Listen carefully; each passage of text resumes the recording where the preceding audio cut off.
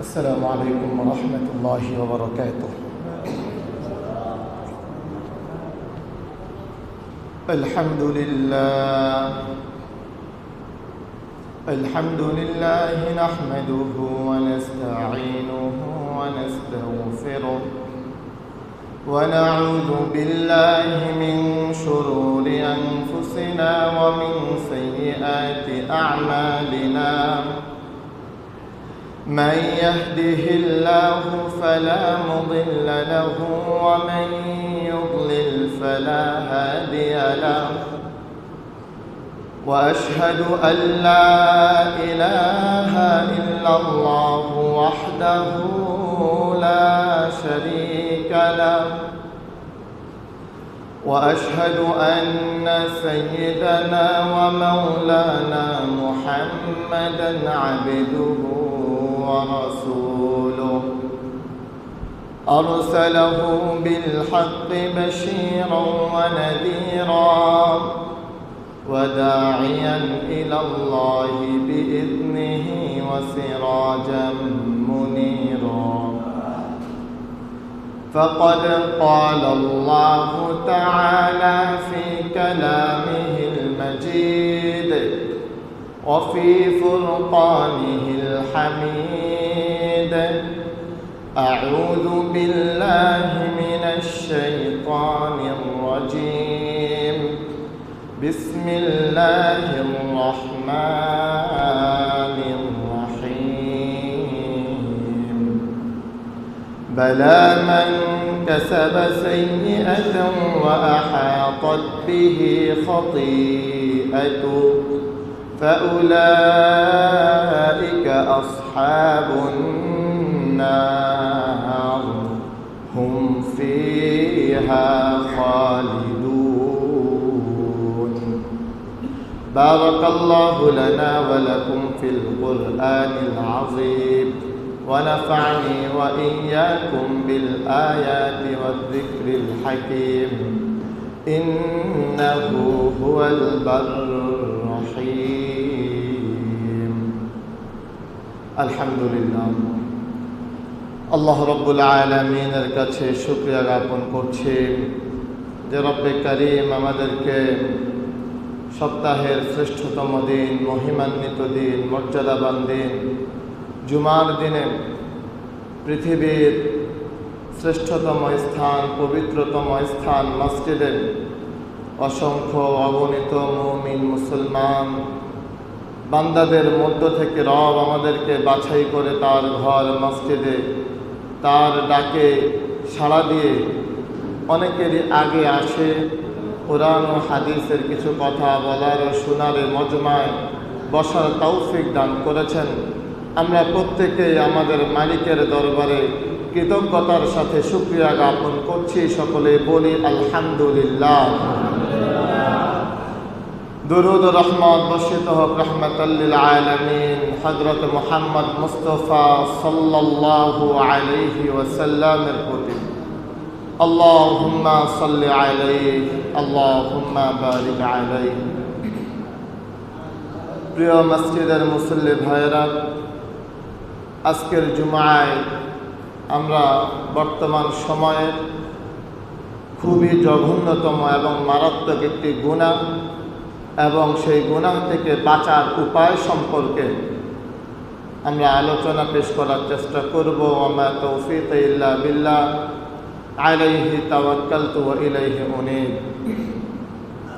প্রিয় হাজিরিন, আল্লাহ রব্বুল আলামিন আমাদেরকে দুনিয়ায় পাঠিয়েছেন। দুনিয়ায় পাঠিয়ে মালিক আমাদের জন্য এক গাইডলাইন দিয়েছেন, কোরআনুল কারীম। সেই কোরআনুল কারীমে মালিক আমাদের উদ্দেশ্যে বলেন, হে আমার বান্দারা, ওয়াহাদাইনাহুন নাজদাইন, আমি আল্লাহ তোমাদের জন্য দুইটা পথ দিয়েছি। বান্দা, তোমাদের জন্য পথ দুইটা।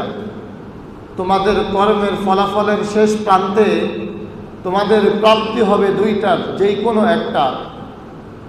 যদি তুমি জান্নাতের কর্ম করো তাহলে তোমার কর্মের শেষ প্রাপ্তি সেটা হবে জান্নাত। যদি তুমি জাহান্নামের কর্ম করো বান্দা, তাহলে তোমার কর্মের শেষ প্রাপ্তি যেটা সেটা হবে জাহান্নাম। আল্লাহ এটা বলেছেন, ওয়াহাদাইনাহুন নাজদাইন। প্রিয় ভাইরা, তাহলে আল্লাহ সুবহানাহু ওয়া তাআলা আমাদের কর্মের ফলাফল হিসাবে গন্তব্য রেখেছেন কয়টা? দুইটা। একটা গন্তব্যের নাম জান্নাত, আরেকটা গন্তব্যের নাম জাহান্নাম। আল্লাহ দুইটা গন্তব্যের কর্ম ঠিক করে দিয়েছেন যে বান্দা যদি এই এই কর্মগুলো তুমি সম্পাদন করো তাহলে এই কর্মের ফলাফল তোমার শেষ গন্তব্য যেটা হবে সেটা হবে জান্নাত।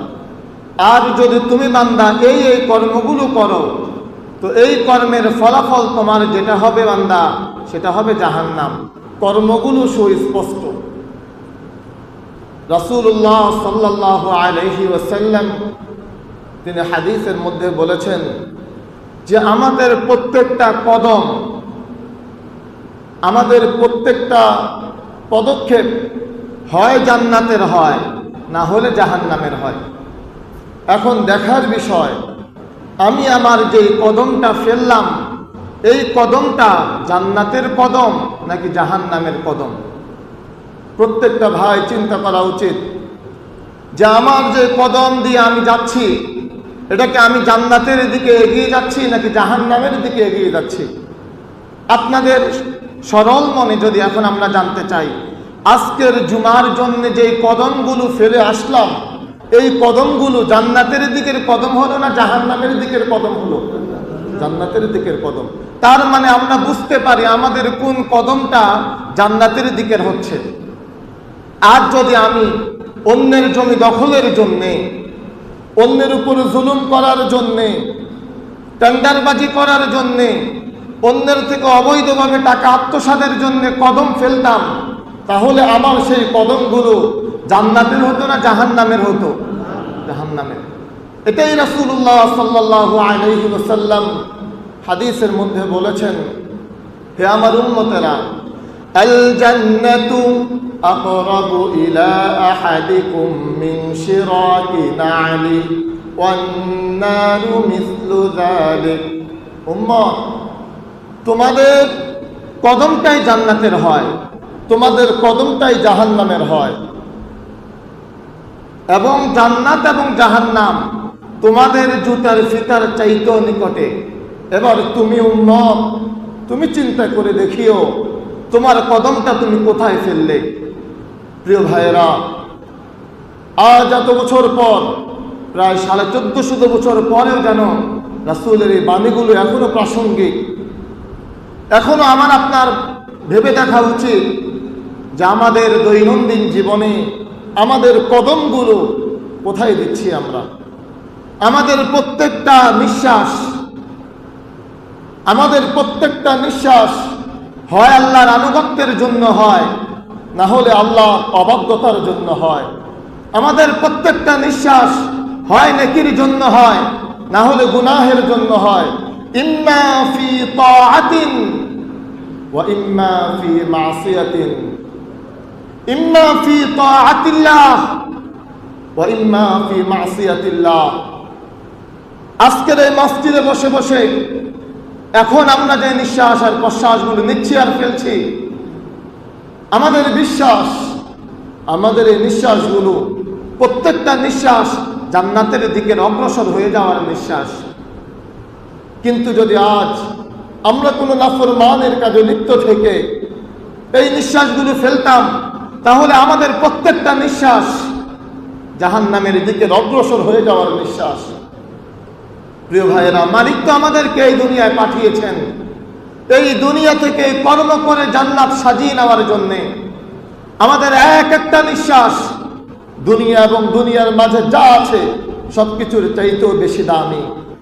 যদি আমি আমার এই নিঃশ্বাসটাকে কাজে লাগাতে পারি, আল্লাহ রাসূল সাল্লাল্লাহু আলাইহি ওয়াসাল্লাম বলেছেন, বান্দার মুখের একবার সুবহানাল্লাহ আসমান ও জমিনে যা আছে সবকিছুর চাইতেও বেশি দামি। সুবহানাল্লাহ। তাহলে আমাদের প্রত্যেকটা নিঃশ্বাস যদি আমরা সুবহানাল্লাহ দিয়ে সাজাইতে পারতাম তাহলে আমাদের প্রত্যেকটা নিঃশ্বাস কি পরিমাণ দামি হতো। প্রিয় ভাই, তো আল্লাহ রাব্বুল আলামিন আমাদেরকে এই দুনিয়ায় পাঠিয়েছেন তার গোলামি করার জন্যে। কিন্তু বর্তমান সময়ে আমরা আমাদের নিঃশ্বাসগুলো যেখানে রবের আনুগত্যে ফেলার কথা ছিল, আমরা আমাদের কদমগুলো যেখানে রবের আনুগত্যে ফেলার কথা ছিল, জান্নাতের দিকে যাওয়ার জন্যে অগ্রসর হওয়ার কথা ছিল, আমরা যেতে চাই জান্নাতে, কিন্তু আমরা আমাদের কর্মগুলো করি জাহান্নামের। আমরা যেতে চাই জান্নাতে, কিন্তু আমরা আমাদের কদমগুলো ফেলি জাহান্নামের দিকে। আমরা যেতে চাই জান্নাতে, কিন্তু আমরা রবের অবাধ্যতায় আমাদের নিঃশ্বাস আর প্রশ্বাসগুলো ফেলি। তেমনি একটি মারাত্মক গুনাহ বর্তমান সময়ে মোবাইলের গুনাহ, স্মার্ট মোবাইল ফোন। সেই মোবাইলের গুনায় কি বলবেন মসজিদের খতিব সাহেব, কি ইমাম সাহেব, আর কি সাধারণ জনগণ? আমরা সবাই এই গুনায় নিজেরা নিজেদেরকে সারখার করে ফেলতেছি। আমি খতিব সাহেব, আমি এই গুনায় আক্রান্ত, আমার মুসল্লিরা এই গুনায় আক্রান্ত, আমাদের মায়েরা, আমাদের বোনেরা, আমাদের যুবকেরা আজ মোবাইলের গুনায় আক্রান্ত। তো বর্তমান সময়ে এই জঘন্যতম গুনাহ, মারাত্মক গুনাহ, সেটা হলো মোবাইলের গুনাহ, ইন্টারনেটের গুনাহ। এই যে আমরা জানলাম যে মোবাইলে গুনাহ হয়, ইন্টারনেট জগতে ঢুকলে গুনাহ হয়, আপনাদের কি কথা? ইন্টারনেটে ঢুকলে গুনাহ হয় কি হয় না? এই টাচ মোবাইল দ্বারা আমাদের প্রতিনিয়ত গুনাহ হচ্ছে কি হচ্ছে না? হচ্ছে। এখন এই গুনাহ থেকে আমাদেরকে বাঁচতে হবে, এই গুনাহ থেকে বাঁচার চেষ্টা করতে হবে। নিজেকে অবলীলায়, নিজের সময়কে এই গুনাহের মধ্যে অতিবাহিত করা যাবে না। এরপরেও যদি আমরা গুনাহে থাকি, তাহলে আমাদের জন্য মালিক কি বলেন?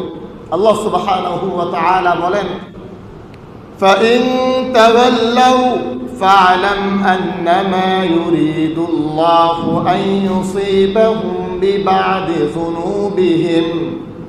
আল্লাহ বলেন فَإِن تَوَلَّوْا, তাদেরকে জানানোর পর, মোবাইলের গুনাহ সম্পর্কে তারা জানার পর, ইন্টারনেটের গুনাহ সম্পর্কে তারা জানার পর, তারা যদি তাদের মুখটা ফিরিয়ে নেয়, তারা যদি গুনাহের দিকে চলে যায়, ফাআলাম, তাহলে তারা জেনে রাখুক, আন্নামা ইউরিদুল্লাহ, আল্লাহ সুবহানাহু ওয়া তাআলা চান,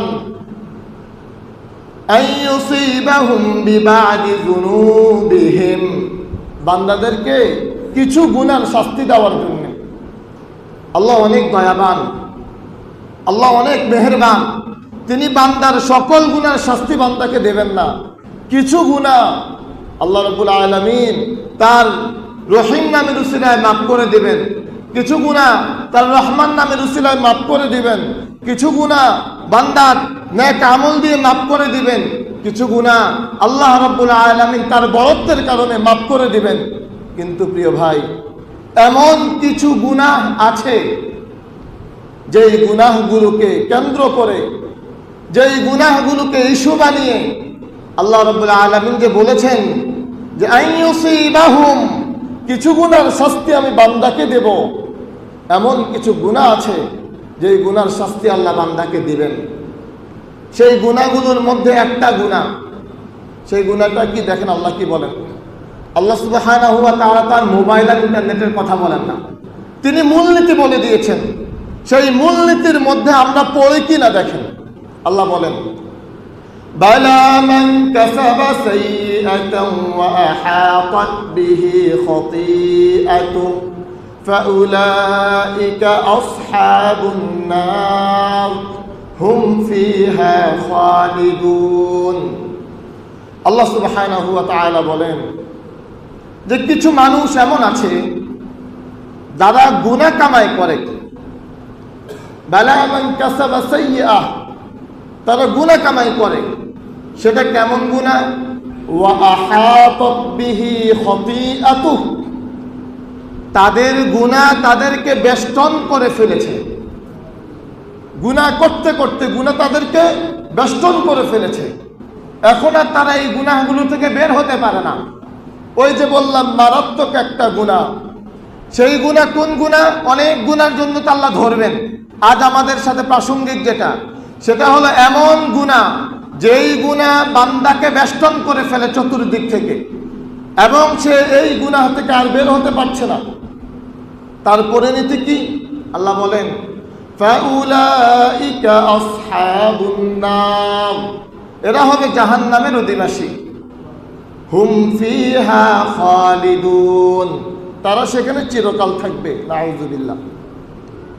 দেখেন তাহলে আল্লাহ রাব্বুল আলামিন এই আয়াতে যে গুনাহের কথা বললেন, যে বান্দারা এমন কিছু গুনাহ কামাই করে যেই গুনাহগুলো তাদেরকে বেষ্টন করে ফেলেছে, যেই গুনাহগুলো তাদেরকে ঘিরে ফেলেছে। এবার আমরা যদি আমাদের সাথে মিলাই, মোবাইলের গুনাহ আমাদেরকে কি পরিমাণ ঘিরে ফেলেছে। মোবাইল ছাড়া যেন আমাদের জীবন এখন অচল, ইন্টারনেট ছাড়া এখন আমাদের জীবন অচল, ওয়াইফাই ছাড়া, এমবি ছাড়া, ইমো, হোয়াটসঅ্যাপ, ফেসবুক ছাড়া এখন আমাদের জীবন মনে হয় অচল হয়ে গেছে। কয়জন মানুষ খুঁজে পাওয়া যাবে যার অ্যান্ড্রয়েড মোবাইল নাই? মোবাইল ব্যবহার করা যাবে না আমি ওটা বলতেছি না, আমি মোবাইলের গুনাহ যে হয় সেই গুনাহ সম্পর্কে সচেতন করা, আমি আমার জন্য বলা, আমি আমার ভাইদের জন্য বলা। প্রিয় ভাইয়েরা, এই গুনাহ কিভাবে আমাদেরকে বেষ্টন করে ফেলেছে। মনে করেন একজন মানুষ সফরে যাচ্ছে, যখন আমি আপনি সফরে নোয়াখালী থেকে ঢাকার সফরে যাচ্ছি, যেই কোনো সময় তো গাড়িটা অ্যাক্সিডেন্ট করতেও পারে, অথচ আমরাই তো সাক্ষী, আপনারাই তো সাক্ষী।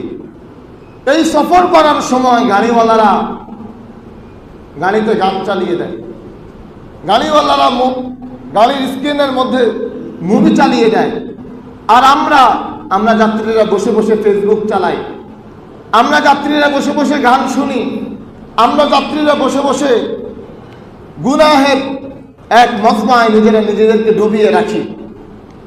তো যেই কোনো সময় তো এই গাড়িটা অ্যাক্সিডেন্ট করতে হতে পারে, তখন আমার আপনার পরিণতিটা কোথায় হতে পারে? প্রিয় ভাই, এই যে গুনাহ আমাদেরকে চতুর্দিক থেকে বেষ্টন করে রেখেছে, এখন এই গুনাহ থেকে যদি আমরা বের হতে না পারি, এই গুনাহ থেকে যদি আমরা বাঁচতে না পারি, যদি নিজের ফেসবুক অ্যাকাউন্টটা বন্ধ হয়ে গেলে যদি আমি নিজেকে স্বাভাবিক রাখতে পারি তাহলে তো আলহামদুলিল্লাহ। ফেসবুক ছাড়া যদি আমি জীবন চালাইতে পারি, ইমো, হোয়াটসঅ্যাপ ছাড়া যদি আমি জীবন চালাইতে পারি, জীবন চলবে না কেন? আমাদের বাপদাদাদের জীবন চলছে না? তাদের জীবন চলেছিল না? তা আমাদের জীবন চলবে না কেন? জীবন চলবে। আমাদের এক উস্তাদ বলেন যে মোবাইল ব্যবহার করব টয়লেটের মতো করে। টয়লেট যখন ধরে তখন টয়লেটে যাই, টয়লেট শেষ, ওখান থেকে বের হয়ে চলে আসি। মোবাইল যখন প্রয়োজন হবে মোবাইল নিব, কাজ শেষ, মোবাইল রেখে দিব। এই ওয়াজ আমি আমার জন্য করলাম, যাতে আমি আমলটা করতে পারি। আল্লাহ আমাকে তৌফিক দান করেন, আল্লাহ আপনাদেরকেও তৌফিক দান করেন। তাহলে মোবাইল ব্যবহার করতে হবে কিসের মতো করে? টয়লেটের মতো করে। যখন ব্যাগ ধরে তখন আমরা টয়লেটে যাই, প্রয়োজন শেষ হয়ে গেলে তো বের হয়ে চলে আসি। মোবাইলটাও যদি সেম এভাবেই ব্যবহার করতে পারতাম, যখন প্রয়োজন হবে, যখন জরুরত হবে তখন মোবাইলটা ধরবো, প্রয়োজন শেষ মোবাইলটা রেখে দেব, তাহলে আমার আর আপনার সময়টা নষ্ট হবে না, আমার আর আপনার সময়টা গুনাহে কাটবে না। এজন্য মোবাইল তো সেলফোন। এক আলেম তিনি বলেন এটা সেলফোন না, এটা হলো হেলফোন। এটা হলো হেলফোন মানে জাহান্নাম। হেল মানে হলো জাহান্নাম, এটা হলো জাহান্নামে নিয়ে যাওয়ার রাস্তা। ইন্টারনেট, নেট মানে তো হলো জাল। তো তিনি বলেন ইন্টারনেট নয়, এটা হলো ইন্টারনেট, জালের মধ্যে প্রবেশ করো। যখন আপনি ফেসবুকের জালের মধ্যে প্রবেশ করলেন, চিন্তা ছিল 1 মিনিট ঢুকবো আর বের হব, কিন্তু ওই জালে আটকে গিয়ে দেখা গিয়েছে আমার সময় শেষ হয়ে গেল। আমি মনে করেছি ইউটিউবে শুধু একবার ঢুকবো আর বের হব, কিন্তু ঢুকেই আমার সময়টা শেষ হয়ে গেল, জালে আটকে গেলাম। এই জন্য তিনি বলেন এটা ইন্টারনেট নয়, এটা হলো ইন্টারনেট, জালের মধ্যে ঢুকে যাওয়া। আর এই ডালের মধ্যে ঢুকে যাওয়া মনে হলো হেলফোন। এই হেলফোন দিয়ে জাহান্নামের মধ্যে নিজেকে নিয়ে যাওয়া। প্রিয় ভাই, এই মোবাইলের সঠিক ব্যবহার যদি আমরা করতে না পারি, এই ইন্টারনেটের সঠিক ব্যবহার যদি আমরা করতে না পারি, এই মোবাইল, এই ইন্টারনেট, এই ফেসবুক, এই ইমো, এই হোয়াটসঅ্যাপ, আরো যা আছে, আমার তো অজানা অনেক কিছু, আরো যা আছে, এগুলো আমাদেরকে জাহান্নামে নিয়ে যাওয়ার জন্য যথেষ্ট হয়ে যায়। প্রিয় ভাইয়েরা, আমরা যদি চেষ্টা করি তাহলে এই ইন্টারনেট কেন্দ্রিক গুনাহগুলো থেকে বাঁচা সম্ভব। আল্লাহ সুবহানাহু ওয়া তাআলা বলেন, লা ইউকাল্লিফুল্লাহু নাফসান ইল্লা উসআহা। আমি আল্লাহ বান্দার উপরে এমন কোনো কিছু চাপিয়ে দেই না যেটা আমার বান্দা সহ্য করতে পারবে না, যেটা আমার বান্দা পারবে না, এমন কোনো কাজ আমি আল্লাহ বান্দার উপরে চাপাই দেই না। তো আল্লাহ আমাদেরকে আদেশ করেছেন, আল্লাহ আমাদেরকে বলছেন, ওয়াদারু যাহিরাল ইসমি ওয়া বাতিনাহ, যে তোমরা সকল ধরনের গুনাহগুলো থেকে বেঁচে থাকো।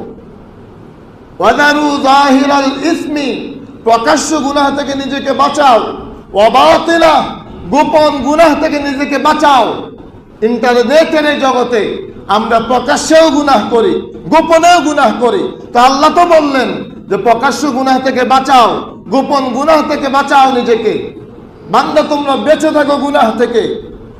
আর আল্লাহ বলেছেন যে এমন কোনো কাজ আল্লাহ বান্দাকে দেন না যেটা বান্দা করতে পারে না।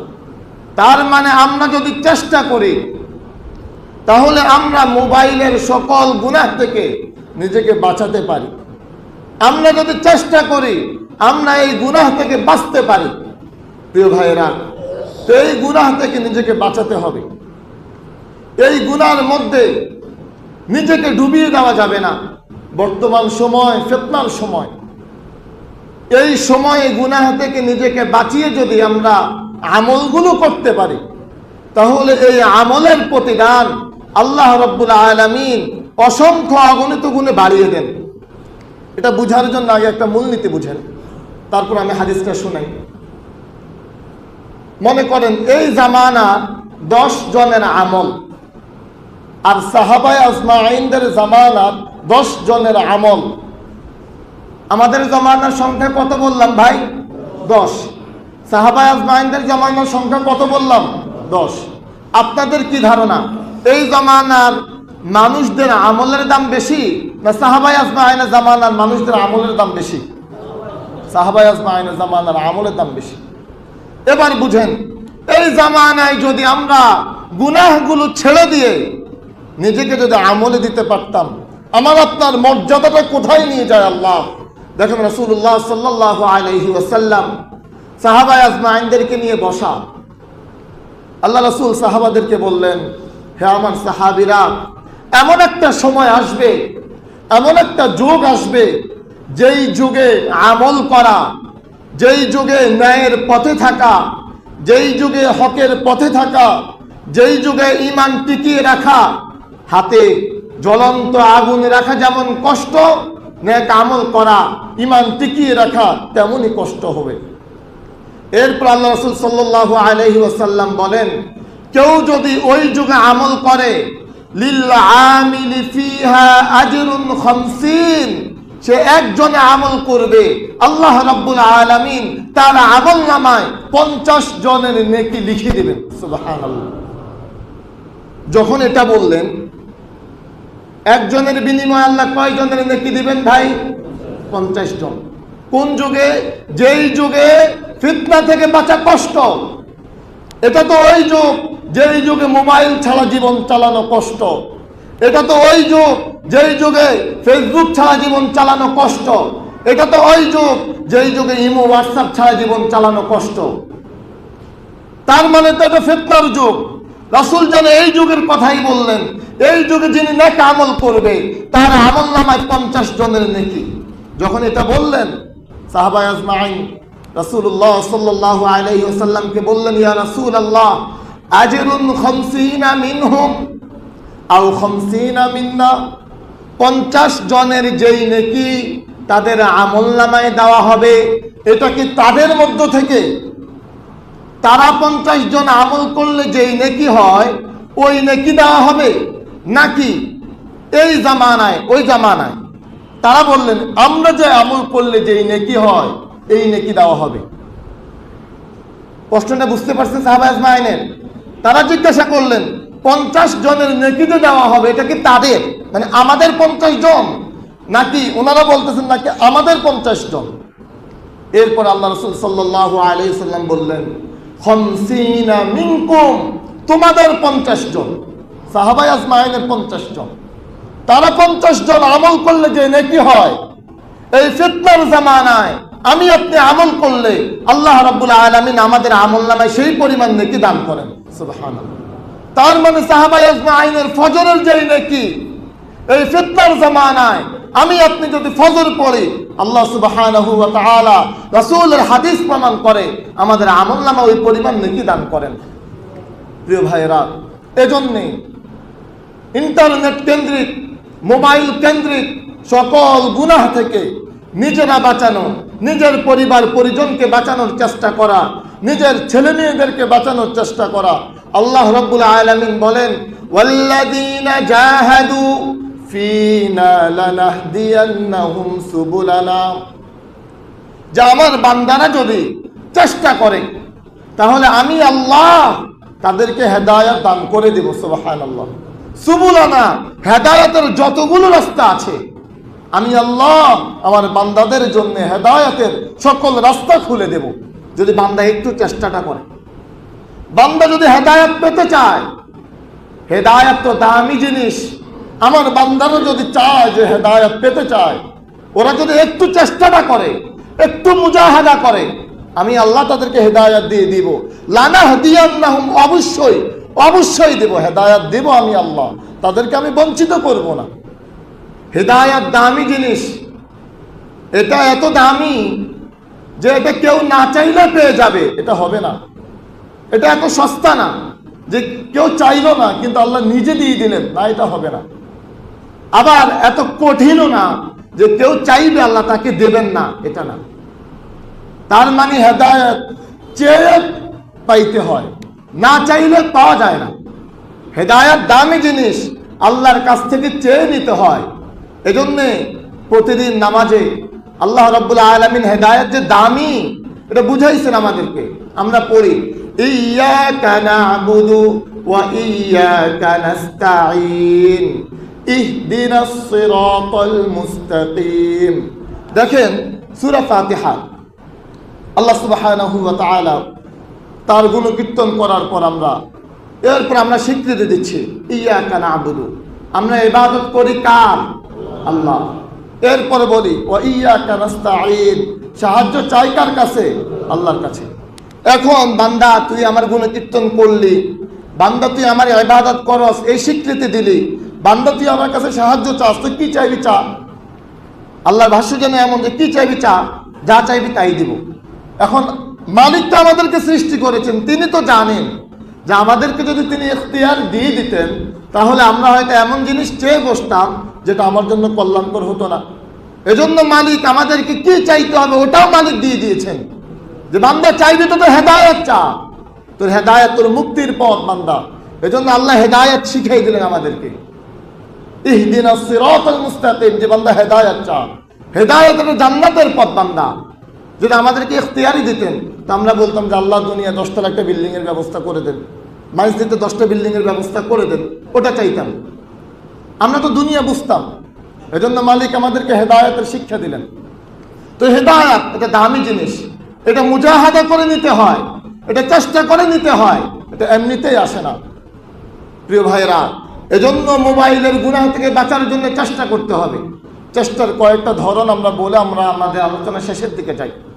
কিভাবে নিজেদেরকে, কিভাবে আমরা আমাদের পরিবার পরিজনকে মোবাইলের গুনাহ থেকে, ইন্টারনেটের গুনাহ থেকে বাঁচাতে পারি। 1 নাম্বার ফর্মুলা, ভালো মজলিসের সান্নিধ্যে থাকা, ভালো আলেম ওলামার সান্নিধ্যে থাকা। যদি আমার আপনার কোনো একটা মজলিসের সাথে যেমন অনেক আলেমদের সাপ্তাহিক মাজলিস হয়, মাসিক মাজলিস হয়। যদি আমরা এমন একটা মজলিসের সাথে নিজেকে জুড়ে রাখতে পারি, যদি ভালো একজন মুহাক্কিক আলেমের সাথে তার সোহবতে থাকতে পারি, তাহলে আশা করা যায় যে আমরা মোবাইলের এই গুনাহ থেকে বাঁচতে পারবো, এই গুনাহ অনেক কমে আসবে। এখন আমাদের তো প্রশ্ন হতে পারে যে হুজুরের তো অভাব নাই, আলেমের তো অভাব নাই, যাবো কার কাছে? আপনাদের মধ্যে তো কত ঠেলাঠেলি দেখি। কে ভালো আলেম এটা বুঝলো কেমনে? তিনি মুহাক্কিক আলেম এটা বুঝলো কেমনে? এর সমাধান তো মুহাম্মদুর রাসূলুল্লাহ সাল্লাল্লাহু আলাইহি সাল্লাম দিয়ে দিয়েছেন। ওই ফর্মুলায় গেলেই আমরা বুঝতে পারবো যে ভালো আলেম কে। আল্লাহ রাসূল সাল্লাল্লাহু আলাইহি সাল্লাম বলেন, ভালো আলেম, ভালো মজলিস কোনটা? রাসূল বলেন, মান যাক্কারাকুমুল্লাহু রুইয়াতাহু, তিনি হলেন ভালো আলেম যাকে দেখলে আল্লাহর কথা স্মরণ হয়। আল্লাহ রাসূল ভালো আলেমের নাম বলেছেন? নাম বলেন নাই। ভালো আলেমের বৈশিষ্ট্য বলতেছেন, গুণাবলী বলতেছেন। আমরা যাতে করে ভালো আলেমকে চিহ্নিত করতে পারি, রাসূল বৈশিষ্ট্য বলে দিচ্ছেন যে ভালো আলেমকে যাকে দেখলে আল্লাহর কথা মনে পড়ে, তিনি হলেন ভালো আলেম। 2 নম্বর রাসূল বলেন, ওয়াজাদা ফি ইলমিকুম মানতিকুহু, ভালো আলেম হলেন তিনি যার কথা শুনলে আপনার আমল করতে মন চায়, যার কথা শুনলে মানতে মন চায়, তিনি হলেন ভালো আলেম। যার কথা শুনলে আপনার জ্ঞান বাড়ে, তিনি হলেন ভালো আলেম।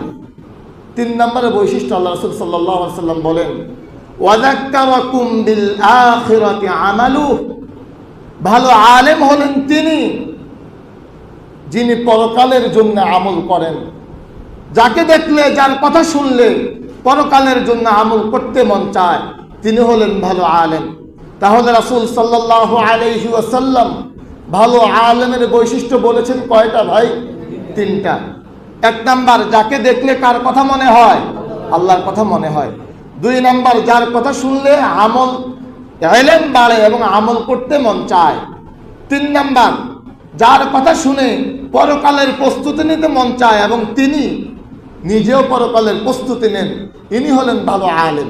এরকম আলেম খুঁজে ওই আলেমের সোহবতে থাকা, এরকম আলেম খুঁজে ওই আলেমের সান্নিধ্যে নিজেকে জুড়ে রাখা, তাহলে আশা করা যায় আমাদের কিছু হলেও পরিবর্তন হবে। সোহবতে থাকলে যে পরিবর্তন হয়, এর চমৎকার একটা উদাহরণ আছে। মালিক ইবনে দিনার রাহিমাহুল্লাহ, তিনি তার ঘরে শোয়া, এক চোর তার ঘরে আসলো চুরি করার জন্য। চোর যখন চুরি করার জন্য আসলো, সে অনেক খোঁজাখুঁজি করে কিছুই পেল না। যখন চলে যাওয়ার উপক্রম, তখন মালিক ইবনে দিনার চোরকে ডাক দিলেন যে, দুনিয়ার কিছুই তো পেলে না, চুরি করতে আসলে কিন্তু দুনিয়ার কিছুই তো পাইলা না, পরকালের কিছু কি নিতে চাও? তো চোর বললেন যে তাহলে পরকালের কিছুই দেন। মালিক ইবনে দিনার তিনি বললেন, তো ওযু করে নাও, চলো 2 রাকাত ফজরের নামাজ পড়ি। মাত্র 2 রাকাত ফজরের নামাজে দাওয়াত দিলেন। প্রথম দাওয়াত দিলেন কি, যে দুনিয়ার কিছু তো পাইলা না, চুরি করতে তো আসলা, তো চলো পরকালে কিছুই নিয়ে যাও।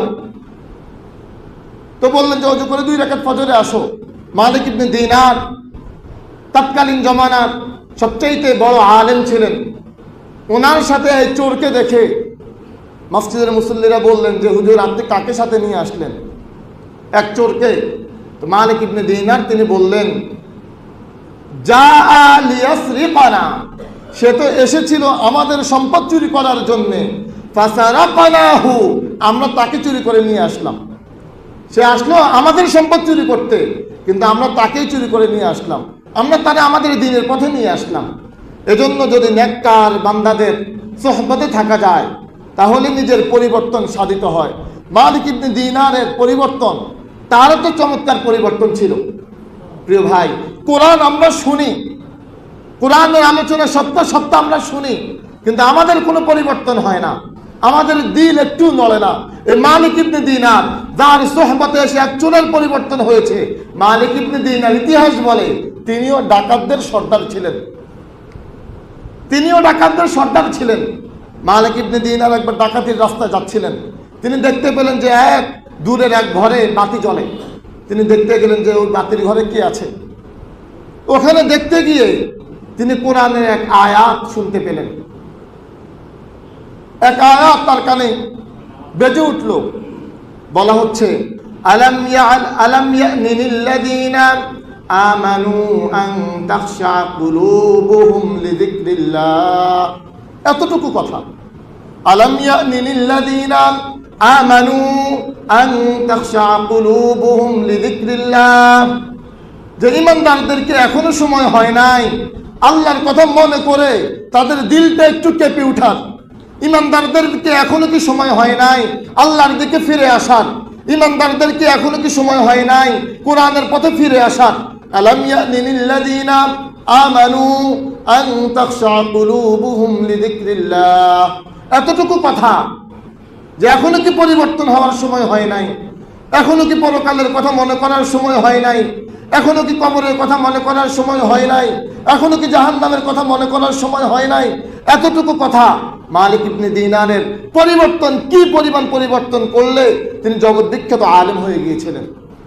অথচ আমরা প্রতিনিয়ত কোরআন শুনি, পড়ি, কিন্তু আমার আপনার কোনো পরিবর্তন নাই।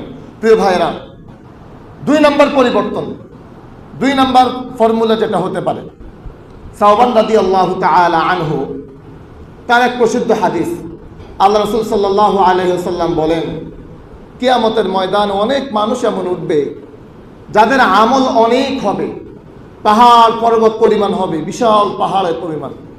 তার নফল নামাজ, তার জিকির আজকার, তার কোরআন তেলাওয়াত, তার অনেক নেক আমল। কিন্তু আল্লাহ রাব্বুল আলামিন এই সকল নেক আমলকে ধূলিকণা করে দিবেন, ধূলিসাৎ করে দিবেন। তখন সাহাবায়ে আজমাইন বললেন, সাওবান রাদিয়াল্লাহু তাআলা আনহু বললেন, ইয়া রাসূলুল্লাহ, ওই ব্যক্তি কোন ব্যক্তি? আমাকে একটু যদি বলে দেন, যাতে আমি তার পদাঙ্ক অনুসরণ না করি, আমরা যাতে তেমন না হয়ে যাই। আল্লাহ রাসূল বললেন, ওই ব্যক্তি তোমাদের মাঝেরই এক ব্যক্তি। তোমাদের যেমন রাত আসে তারও রাত আসে, তোমরা যেমন রাত কাটাও সেও রাত কাটায়, তবে তোমাদের রাত কাটানো আর তার রাত কাটানো ভিন্ন।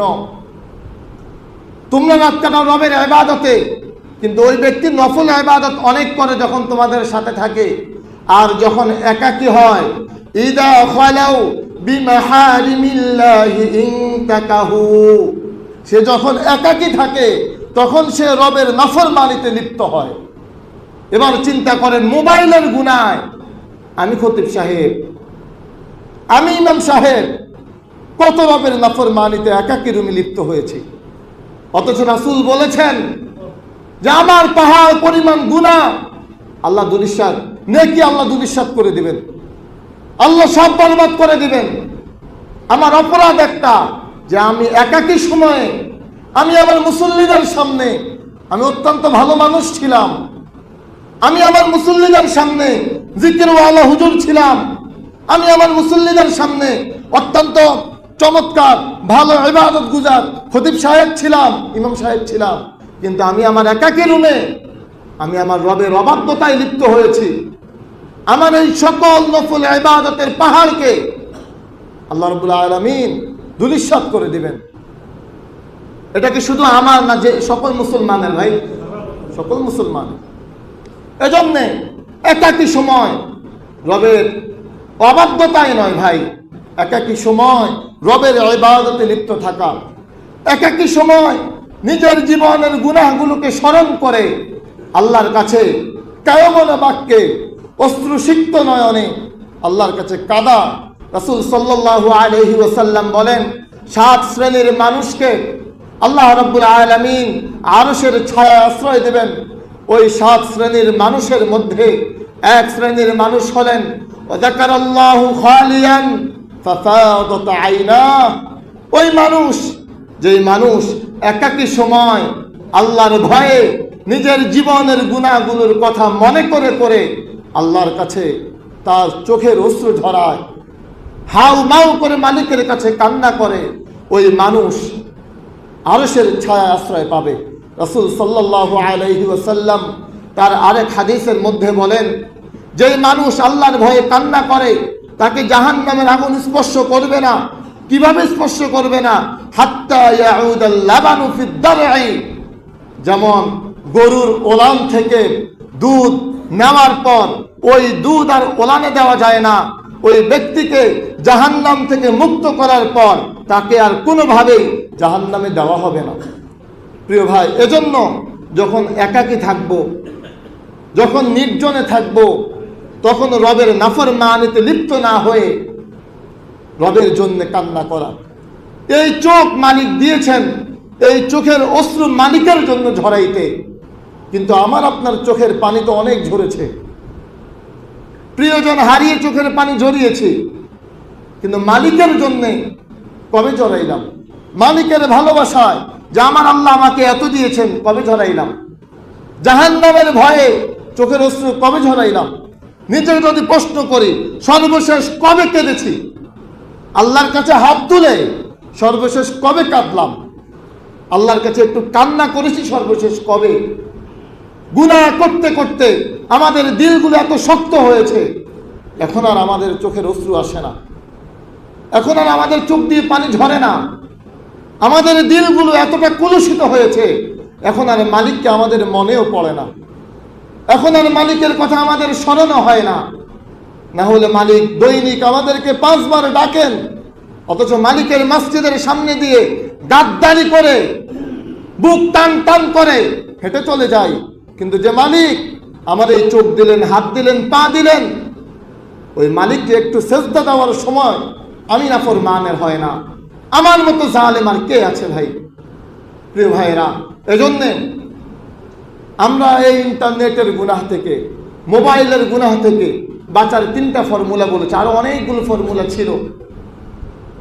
3টা ফর্মুলার প্রথম ফর্মুলা বললাম একজন ভালো আলেমের শরণাপন্ন হওয়া। 2 নম্বর ফর্মুলা বললাম একাকী গুনাহ যদি আমি আপনি লিপ্ত হয়ে যাই, তাহলে আমাদের সকল নফল ইবাদতগুলো, অসংখ্য গুনাহগুলো আল্লাহ এগুলো দুলিশাত করে দেবেন। 3 নম্বর বললাম যদি একাকী সময়ে গুনাহ না করে মালিকের ইবাদত করতে পারি, মালিকের কাছে একটু চোখের অশ্রু ঝরাইতে পারি, তাহলে আমরা আরশের ছায়া আশ্রয় পাবো এবং আল্লাহ রাব্বুল আলামিন আমাদেরকে জান্নাত দান করবেন। আল্লাহ সুবহানাহু ওয়া তাআলার কাছে দোয়া করছি, মালিক আমাকে সহ আপনাদেরকে সকল ধরনের গুনাহ থেকে বেঁচে থাকার তৌফিক দান করেন। ওয়া আখিরু দাওয়ানা আলহামদুলিল্লাহি রাব্বিল আলামিন।